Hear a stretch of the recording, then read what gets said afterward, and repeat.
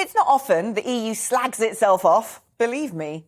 I was speechless when Brussels Foreign Affairs Chief Josep Borrell fessed up to the European Parliament that EU countries had given a grotesque 35 billion euros to Russia for fuel since they invaded Ukraine, compared to just 1 billion to Kiev to defend itself.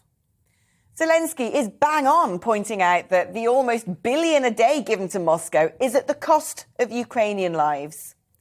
Well, EU chiefs are finally set to announce a ban on Russian coal, but not until at least August, under the insistence of, oh yeah, you guessed it, Germany.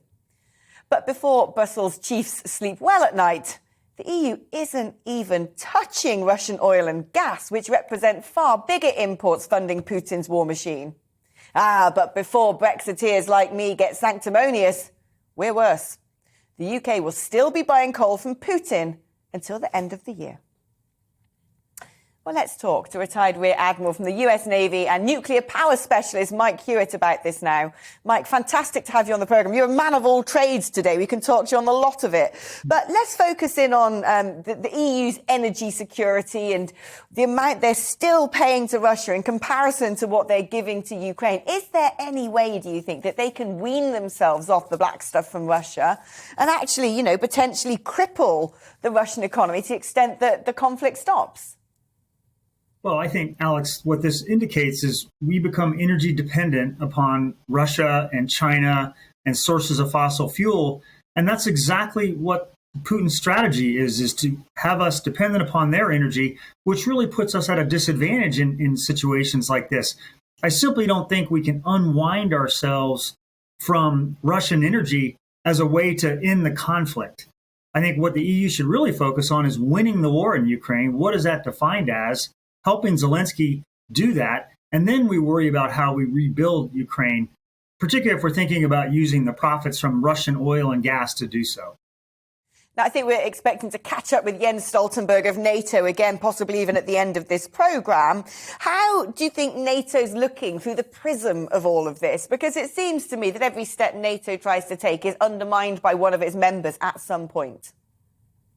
Right. I mean, NATO really have been disappointed from the get-go at how NATO has addressed this issue. I mean, first off, they should have been talking about Ukrainian victory and then resourcing that victory and not being so concerned about miscalculation on the part of Putin. The NATO miscalculation was thinking that sanctions or the threat of sanctions and telling Putin what we wouldn't do would stop him from invading Ukraine. So I think from a NATO perspective, and recognizing again that energy is core to this conversation, NATO needs to talk about what's a Ukrainian victory. They also need to really put their foot down on war crimes and start to go after these generals and these politicians and all the way down to the working level and even go after the oligarchs and say, look, you are the guys resourcing the Russian war. It's not us buying their energy per se. And then finally, I think we need to start to talk about what does a Ukraine look like after victory, and particularly some of the issues with WMD and the things we've seen Putin threaten to do.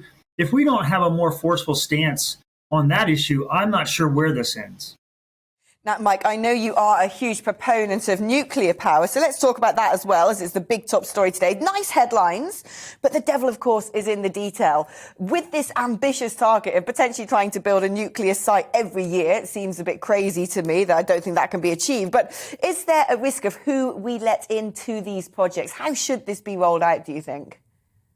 Well, I really appreciate how the Prime Minister has put this forward as a bold plan, as a plan that really should have been executed years ago, and recognizing that many of the faults of the past with nuclear power were really based on some of the government approaches to it. And as you've mentioned earlier, it's the risk of the government changing its mind on nuclear power that causes the problems that we have. But I think most of all, and the Prime Minister talked about bringing home nuclear, I would change that to say building at home nuclear. And when I think about Rolls-Royce and the small modular reactor and the brand name that Rolls-Royce represents, I believe we can actually achieve the Prime Minister's goals if we focus on an indigenous workforce and an indigenous company such as Rolls-Royce.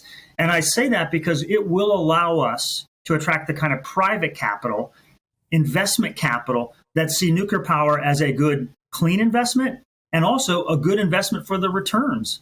And so we're very excited about the Prime Minister's statement on nuclear. Yeah, Mike, it's fantastic having you on the show. We love having you on, and good luck. I hope someone's listening to you because you're bang on.